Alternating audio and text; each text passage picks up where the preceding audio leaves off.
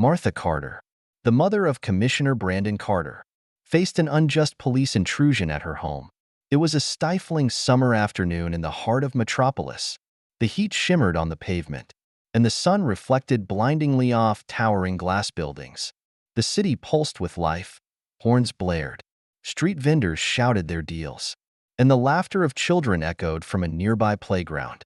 The air carried a mix of scents: freshly baked bread from a nearby bakery, exhaust fumes, and the delicate fragrance of jasmine from meticulously tended flower beds. Martha, a regal 68-year-old woman with kind yet resolute eyes, walked down the sidewalk with the calm grace of someone who had faced more than her share of challenges. Her silver hair, neatly styled, framed a face marked by wisdom and the gentle beauty of a life well lived. She wore a simple yet elegant blue dress, and pinned to her collar was a small dove-shaped brooch, intricately carved, a gift from her late husband. It was a symbol of peace that had comforted her in her darkest days.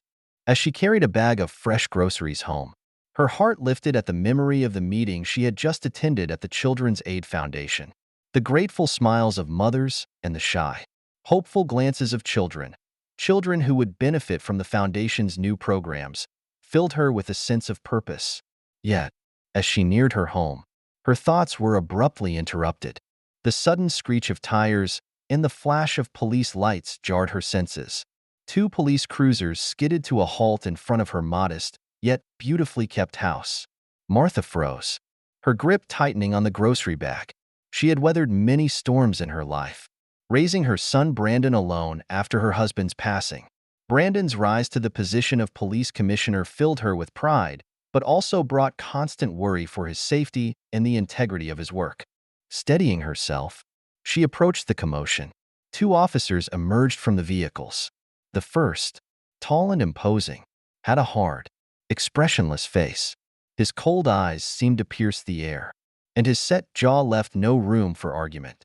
The second officer, much younger, radiated nervous energy, fumbling with his cap as his gaze darted between Martha and his partner. Clearing her throat, Martha stepped forward, her voice calm yet firm. "Excuse me, officers, what's the meaning of this?" There was authority in her tone, a remnant of her years fighting for her son's future and refusing to be intimidated. The tall officer barely glanced at her. His reply was clipped and dismissive. "We've received a report of suspicious activity at this address. We need to search the premises." Martha frowned, her brows knitting in confusion. "Suspicious activity? That must be a mistake. Perhaps you should wait for my son, Brandon Carter, the police commissioner. He can clear this up." She deliberately mentioned his title, hoping to de-escalate the situation. But the officer's expression hardened. Crossing his arms, he replied sharply, "This isn't up for discussion, ma'am." The word struck Martha like a blow. She had always carried herself with dignity, even in adversity. But now, standing in the doorway of her own home, she felt a sting of helplessness. The officers pushed past her, their heavy boots scuffing her pristine hardwood floors. Martha's chest tightened, but she took a deep breath, reminding herself to stay composed. Raising her voice or resisting would only escalate matters. The officers stormed through her house, showing complete disregard for her privacy. Drawers were yanked open, cabinets searched without care for their contents. Family photos and treasured mementos of Brandon's childhood were carelessly tossed aside. The crash of a picture frame, shattering, echoed through the house, each sound like a blow to Martha's composure. Her hands trembled as she clenched the fabric of her dress, struggling to stay steady. Outside, the commotion hadn't gone unnoticed. Neighbors gathered in small clusters, their murmurs growing louder. Some looked on with concern, while others captured the scene on their phones, eager to share the drama. Among the onlookers stood young Officer Adam Harris, his heart pounding as he watched his colleagues tear through Martha's home. Adam had joined the force to make a difference, to protect the vulnerable and stand up for what was right. But as he witnessed the scene unfolding before him, a knot of unease formed in his stomach. This wasn't what he had signed up for. Room, the senior officer, his confidence shaken, stammered as he tried to find words. "Sir, We received a report of suspicious activity at this address and we're following protocol." Brandon cut him off sharply, his tone slicing through the officer's excuse. "Protocol? Does protocol include entering a home without a warrant? Ransacking the belongings of an elderly woman? My mother?" His voice grew colder with each word, and the weight of his authority pressed down on the room. Adam, standing slightly behind Brandon, finally spoke. "Sir, I tried to intervene. This isn't right. We have no warrant, no justification for being here." His voice was steady now, his earlier fear replaced by a sense of duty. Brandon's gaze softened for a moment as he looked at Adam, acknowledging the young officer's courage. Then, his piercing eyes returned to the senior officer. "You mean to tell me that you didn't even bother to confirm the validity of this suspicious activity before storming into my mother's home?" The senior officer opened his mouth to reply, but faltered under Brandon's glare. His silence was all the admission Brandon needed. Turning to his mother, Brandon's expression changed to one of deep concern. "Are you all right, Mom?" he asked softly, stepping toward her. Martha nodded, her composure finally cracking as relief washed over her. "I'm fine now that you're here," she whispered, her voice thick with emotion. Brandon wrapped an arm around her shoulder, his jaw clenching as he looked around the wreckage of the house. The broken picture frames, overturned furniture, and scattered belongings painted a clear picture of the violation she had endured. He turned back to the officers, his expression now unreadable. "Every single one of you is going to be held accountable for this," he said evenly, though his voice carried the weight of a promise. "Adam, stay. The rest of you, out. Now." The senior officer hesitated, his face twisting with indignation, but the authority in Brandon's tone left no room for argument. With one last glare at Adam, he gestured for the others to leave. The sound of their boots retreating echoed through the house, and the tension in the air began to lift. Brandon exhaled deeply, his hand still on Martha's shoulder. "Adam, I want a full account of what happened here. Every detail. I'll make sure this is handled." Adam nodded. "Yes, sir," he said firmly. Martha reached out, placing a hand on Adam's arm.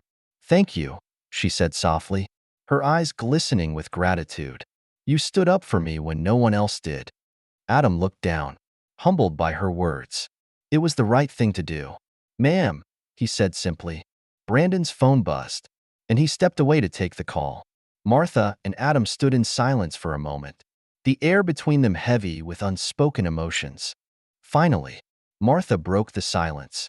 "You remind me of my son when he was your age," she said with a small smile, determined to do the right thing, no matter the cost. Adam smiled back, the tension in his shoulders easing. "He's a good man. Ma'am, you raised him well." Brandon returned, his face set in a grim expression. "Mom, I've got people coming to document this and make sure everything is put right. You shouldn't have to deal with this alone." Martha shook her head, her resilience returning. "I'm not alone," she said firmly, looking at both her son and Adam. Later, as the sun began to set and the house grew quiet again, Brandon sat with Martha in her living room, the wreckage slowly being restored around them. "I'm sorry this happened, Mom," he said, his voice heavy with guilt. Martha reached out and took his hand. "You can't be everywhere, Brandon. But what matters is that you're here now, and that there are still people like Adam willing to stand up for what's right." Brandon nodded, his resolve hardening. "I'm going to make sure this never happens again.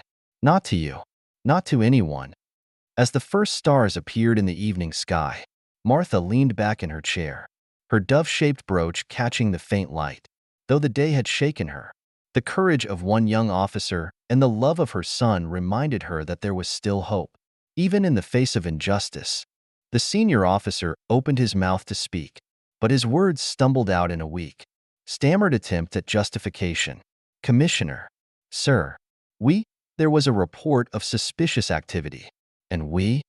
Brandon's jaw tightened, his voice dangerously soft as he cut him off. "Suspicious activity?" His gaze swept across the room, taking in the chaos, drawers yanked open, family photos tossed carelessly, and shattered glass from a broken frame glinting on the floor. The anger simmered beneath his composed exterior. Each word he spoke sharp and precise. You entered my mother's home without a warrant. You violated her privacy, her dignity, and the very law you swore to uphold. Do you even understand the gravity of your actions?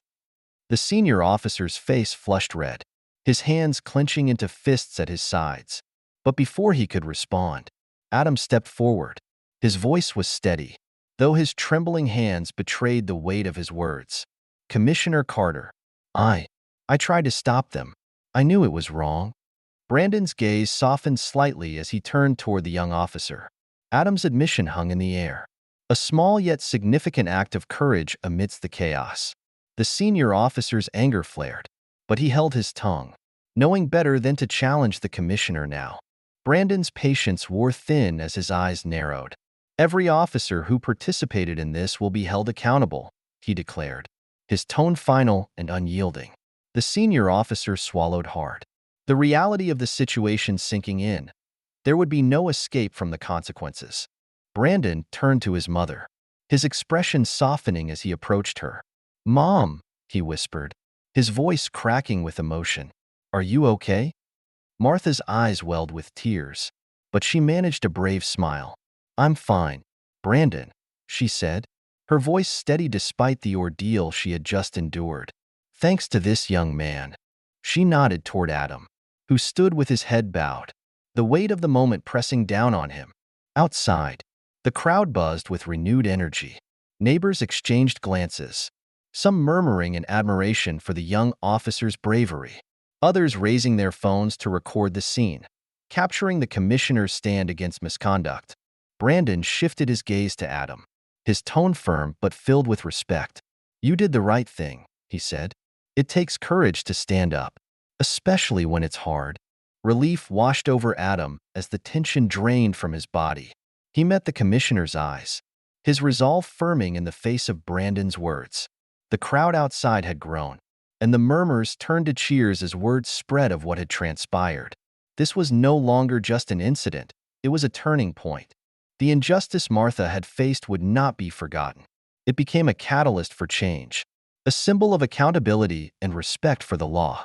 In the days that followed, the story dominated headlines, highlighting the bravery of a young officer and the unwavering resolve of a commissioner determined to root out abuse of power. Brandon worked tirelessly in the aftermath, implementing new measures and policies to ensure that no one else would endure what his mother had. The incident spurred a movement within the department, fostering a culture of transparency and justice. Martha, too, found herself at the heart of this movement. Her strength and dignity became an inspiration for others, encouraging people to speak out and demand better from those entrusted to serve and protect. For Adam, the experience marked the beginning of a new chapter. He knew the road ahead would not be easy, but he also knew he had made a difference. Standing up for what was right had cost him in the moment, but it had also solidified his commitment to justice. And for Martha, the dove-shaped brooch she wore every day became more than just a cherished gift from her late husband. It became a symbol of resilience, a reminder that even in the darkest times, there were people willing to stand up for what was right. It was a beacon of hope, a hope that justice and compassion could prevail, even in a broken system.